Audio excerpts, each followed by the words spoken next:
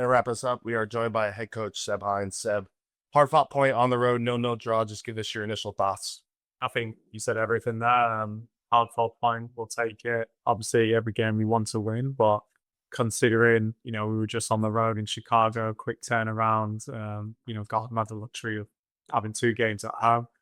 Um, we'll take the clean sheet and we'll take the point.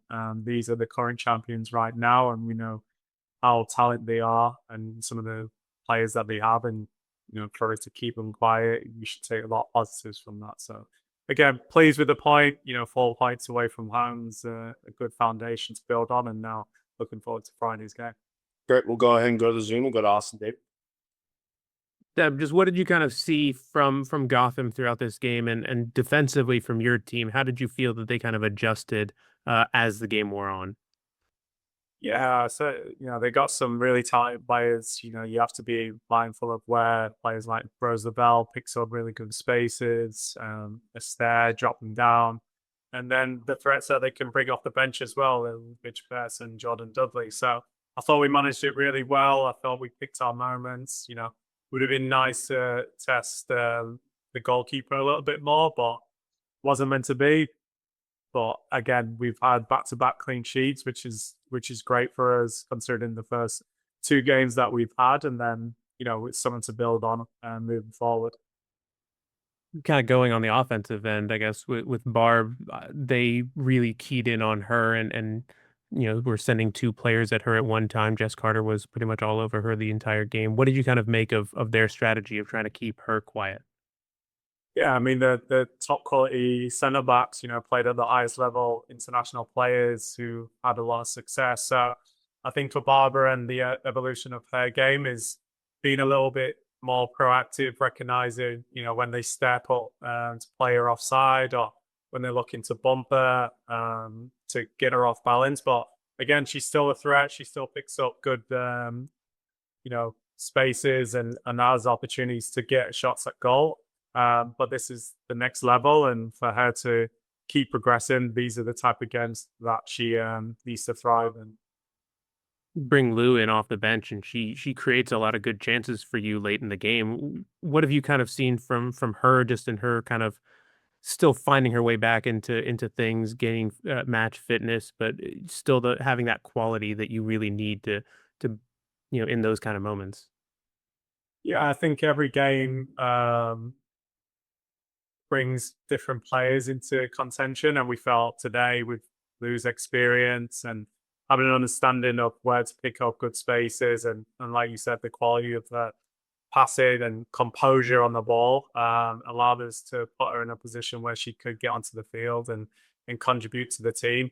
Yeah, and like you said, she's still building up their capacity to really contribute to the team. But in order for her to do that, she needs to play games. And yeah, we just felt today was a good moment for her, and yeah, it's some for her to continue to build on. The center back pairing of Haley and Hoffa, especially getting Hoffa back today, playing her a full 90 minutes. How did you make of their this chemistry together, keeping things clean, not really allowing Gotham to get too many clear cut chances? I think they only had one or two shots on target the entire game. Yeah, it's really important, building that relationship. Obviously, Haley Mace is new to the team and still finding a way into that position. But I think each game has been, she's been better each game. So again, really important that we kept the ball out of the net and negated any sort of opportunity for Gotham to get any clear cut opportunities. Even the set pieces, having both of them being the main players to go attack it. And yeah, it's great to see them building that relationship. I thought even going back to the last game, Hannah did a really good job. And then coming in just to see it out. It's good that we've got that sort of competition in the back line, and we're adaptable as well, going from a back four to a back five, just to see the game out and not concede any opportunities for Gotham. You mentioned the set pieces. There was that moment early in the second half where Gotham had, I think, seven corners in a row. Um, Boy and Ali were just in here talking about the whole team defending, and especially in those kind of moments. What have you kind of worked on in practice, especially on those set piece opportunities and having that whole team buy into the defensive mentality?